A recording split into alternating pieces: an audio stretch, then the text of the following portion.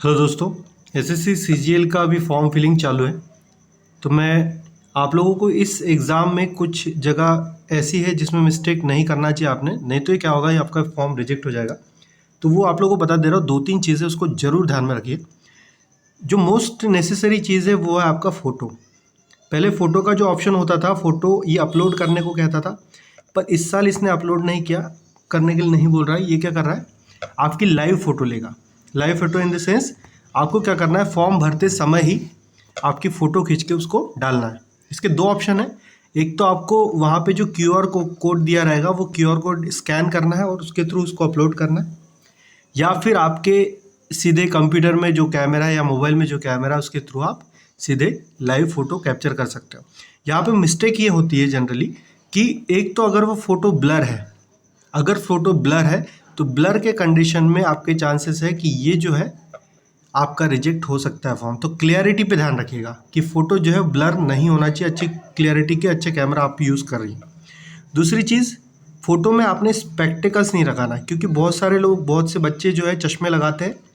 तो चश्मा लगाने के चक्कर में हम लोग फ़ोटो भी चश्मे के साथ खींच लेते। तो देखिएगा, इसको ध्यान रखिएगा, चश्मा अगर लगाते हैं तो आपका जो एग्ज़ाम है वो आपका जो फॉर्म है वो रिजेक्ट हो सकता है। और ये जो 2 महत्वपूर्ण चीज़ें थी। इसके अलावा जो दूसरी चीज़ है फ़ोटो के अलावा, वो है अपना सिग्नेचर। सिग्नेचर के लिए उन्होंने आपका अपलोड वाला सिस्टम ही रखा है। तो जब आप फ़ोटो अपलोड करिए कि तो उसकी डायमेंशन ज़रूर देखिएगा।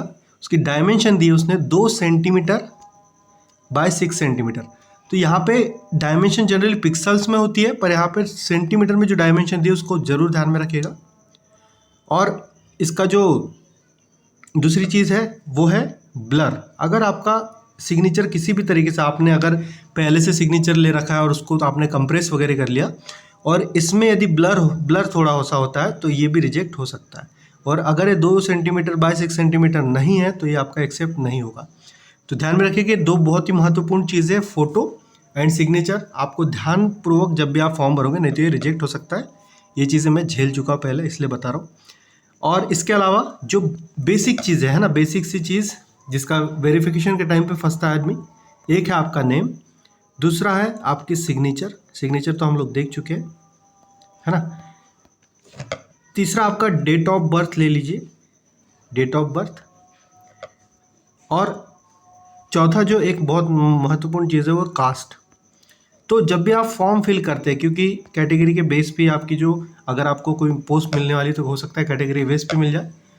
नेम में मिस्टेक नहीं होना चाहिए, स्पेलिंग मिस्टेक का एरर नहीं होना चाहिए, डीवी के समय फंसता है आदमी।